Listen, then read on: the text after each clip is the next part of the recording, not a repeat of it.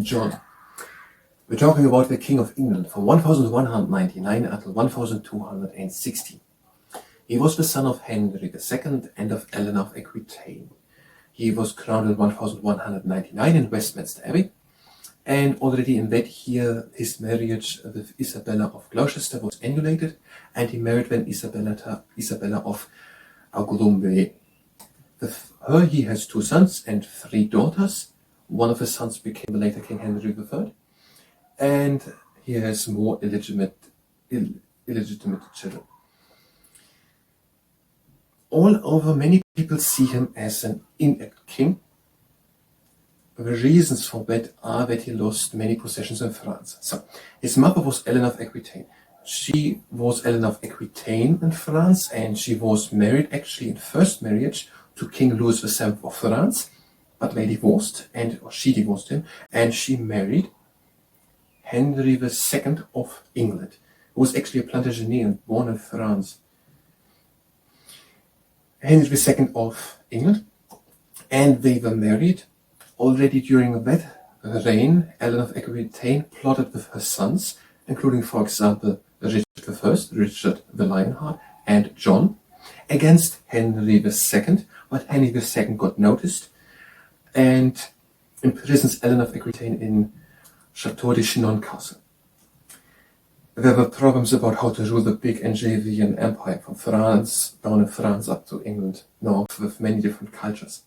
And who should rule what and how should it go on? There were problems.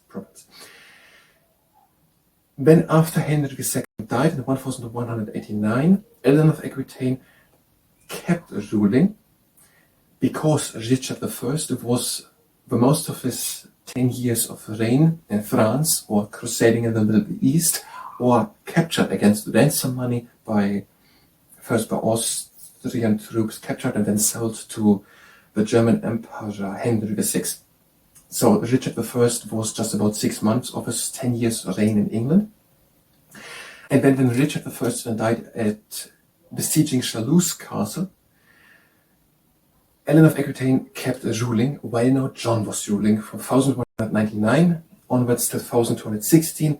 Eleanor of Aquitaine lived till 1204, so the first third of his reign. And she kept managing. She went then to England, back to Angevin while John was ruling, and she was arranging marriages. She had already previously looked that the nobility keeps in favor, that it all holds together, looking after the army and the estates and so on. She was arranging marriages between Blanche of Castile, her daughter, her granddaughter, and the grandson of her former husband, Louis VII. And then in 1204, Eleanor of Aquitaine dies at Fountain Abbey. Now, the book isn't saying if it is a coincidence, but in that year, 1204, England lost its possessions in France. One reason why the reign of King John is seen as not so good. The book is also saying something about that he lost the war chest and the royal treasure in the wash, whatever that means. Now, what else? One big thing during the reign of John was his checkered relationship with the church. John was not accepting the new Archbishop Stephen of Canterbury. And the Pope Innocent III then banned all services except for baptism and for funeral in England. And then the Pope Innocent III excommunicated John because John was confiscating ecclesiastical property. The Pope Innocent III said that John was not the rightful king of England.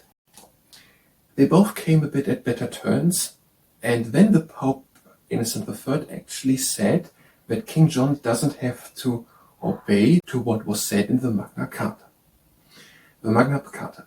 The barons of England were not all too happy with the rule through the Normans. They had come 150 years earlier with a great-great-grandfather of John, William I, or William of Normandy, or William the Conqueror, to England in 1066.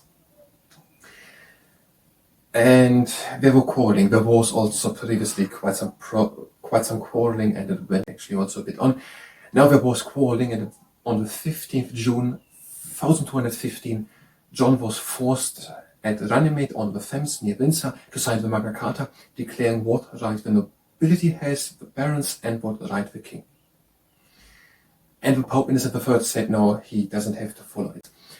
Now, and already at time, it was very much at the end of the reign of John, so it's not so clear how what I just said all would have gone on, because just 1 year later, John died at Newark, unexpectedly of a fever.